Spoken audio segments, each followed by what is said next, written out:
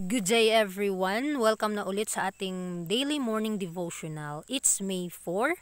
Purihin ang Panginoon sa kanyang pagpapala at pag-ibig na pinagkalooban niya ulit tayo ng panahon upang pag-aralan ang kanyang mga salita.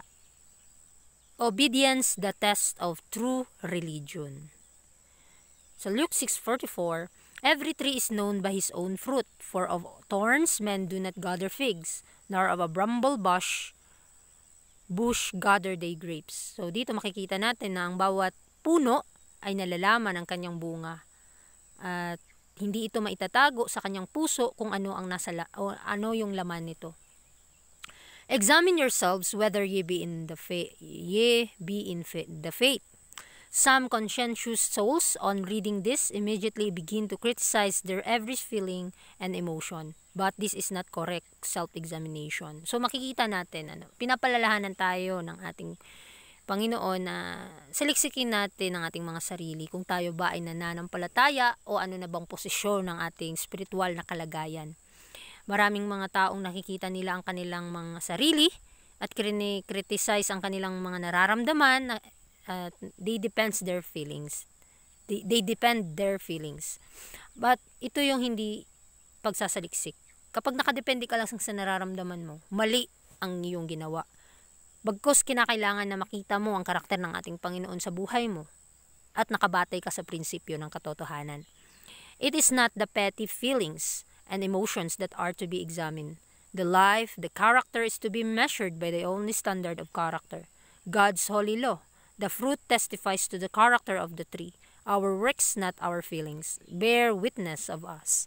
So makikita natin na hindi po sa pamamagitan ng nararamdaman o emosyon man, ay ito yung ginagawa nating basihan kung papaano tayo lalakad sa katotohanan. Bagkus ang ating buhay, ang ating mga karakter ay sinusukat ito sa pamamagitan ng standarte ng pagkatao ng ating Panginoon, ang kanyang banal na kautusan. Ang bunga ay nagpapatunay kung anong karakter ang puno. Ang ating gawa, hindi ang ating nararamdaman, ang siyang nagdadala sa atin kung saan tayo patutungo. The feelings, whether encouraging or discouraging, should not be made the test of the spiritual condition. By God's word, we are to determine our true standing before Him. Many are bewildered on this point. So maraming mga nawala sa puntong ito dahil ang pakiramdam ang kanilang binabasihan sa pananampalataya. Ang ating pakiramdam, minsan ito ay nagbibigay ng encourage or discourage.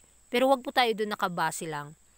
Hindi po ito yung test ng spiritual nating kalagayan. Sa pamamagitan po ng salita ng Diyos, madidetermine natin kung tayo ba'y nakatayo sa tunay na katotohanan sa kanyang harapan. Maraming nalilito, maraming nagtataka, maraming nagdadalawang isip sa puntong ito. Nawa ay maipakita natin sa ating buhay ang tunay na standarte ng katotohanan, ang kanyang mga salita. When they are happy and joyous, they think that they are accepted of God. When a change comes and they feel depressed, they think that God has forsaken them. God does not desire us to go through life with a distrust of Him. While we were yet sinners, God gave His Son to die for us. Can we doubt His goodness? So, kapag tayo ay masaya, iniisip natin na tayo tinatanggap ng Diyos. Ngunit kapag nabago ang ating nararamdaman, napipil tayo ng depressed, kalungkutan, iniisip na naman natin na tayo iniiwan ng ating Panginoon. Ngunit hindi gusto ng Diyos na tayo nakadepende sa ating nararamdaman. Nawawalan tayo ng pananampalataya sa kanyang katwiran. Tandaan natin na habang tayo ay may kasalanan o habang tayo ay nagkakasala, binigay ng Diyos ang kanyang kaisa-isang anak para mamatay at tayo iligtas. Mag-aalinlangan pa ba tayo sa puntong ito? Sa kanyang kalooban, sa kanyang kabutihan sa atin? Nawa ay ma-divert ang ating pag-iisip sa kanyang kabutihan kung papaano niya tayo iniligtas sa napakaraming paraan. Nawa ay ating makipag-ugnayan po tayo sa ating Panginoon dahil ang nais niya na tayo ay maligtas at wala ni isang mapahamak. But a faithful performance of duty goes hand in hand with a right estimate of the character of God. There is earnest work to do for the Master. Christ came to preach the gospel to to the poor, and he sent his disciples forth to do the same work he came to do. So he sends forth his workers today. Sheaves are to be gathered for him from the highways and hedges. So, kapag tayo ay tapat sa paggawa ng mabuting pakikipaggawa sa kalooban ng Panginoon, makikita natin na na-adapt natin sa tamang paraan ang karakter ng ating Panginoon. Sa pamamagitan ng taimtim na paggawa sa kanyang bukiran, para sa ating tagapagligtas, si Kristo po ay pumarito sa lupa upang ipahayag ang katotohanan sa mga mahihirap. At kanyang pinagkaloob sa kanyang mga disipulo ang mga katotohanan para maipabatid sa atin sa buhay natin ngayon. Kaya nagpadala ang ating Panginoon ngayon ng kanyang kamanggagawa. Handa na ba tayong gumawa sa kanyang bukiran? Handa na ba tayong humawak ng katotohanan at ipabatid sa mga tao ano ang kanyang kalooban? Malapit na po ang wakas. Kinakailangan po tayong gumawa, kumilos na may pananampalataya na ito'y naiugnay sa kalooban ng Panginoon. The tremendous issues of eternity demand of us something besides an imaginary religion. A religion of words and forms where the truth is kept in the outer court to be admired as we admire a beautiful flower. They demand something more than a religion of feeling, which distrusts God when trials and difficulties come. Ito yung nabibigatan minsan ang mga kaluluwa kapag may mga pagsubok at mga kahirapan na dumarating. Nagdedemand sa atin ang pangawalang hanggan. Ano ang dapat nating gagawin o paano nating pipiliin ang katotohanan? Nawa ay mapurma sa ating buhay, sa ating mga salita, ang relihiyon ng ating Panginoon, ang religion ng Biblia, where ang katotohanan ay magpapakita nawa sa atin ng kasipagan ng kanyang kalooban upang ating magambanan ang kanyang tungkulin para sa atin.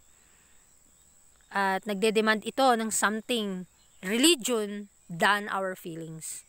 Kasi kapag nakadepende nga talaga tayo sa ating nararamdaman, nawawalan ang ating mga pananampalataya sa panahon ng pagsubok, hindi tayo makakatayo sa harap ng Diyos kung ito ang ating pinapairal sa ating mga sarili. Kaya nawa ay makita natin sa ating buhay ang karakter ng Panginoon at ating panghawakan ang kanyang mga salita.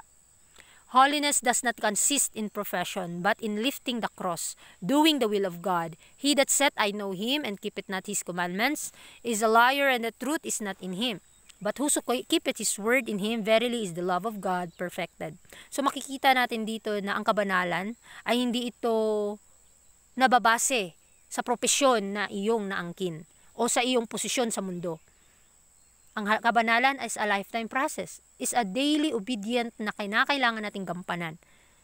Na kapag tayo ay nagsasabing nakilala natin siya, ngunit hindi naman nakikita sa ating pag-uugali ang karakter ng ating Panginoon, tayo ay sinungaling at ang katotohanan ay wala sa atin.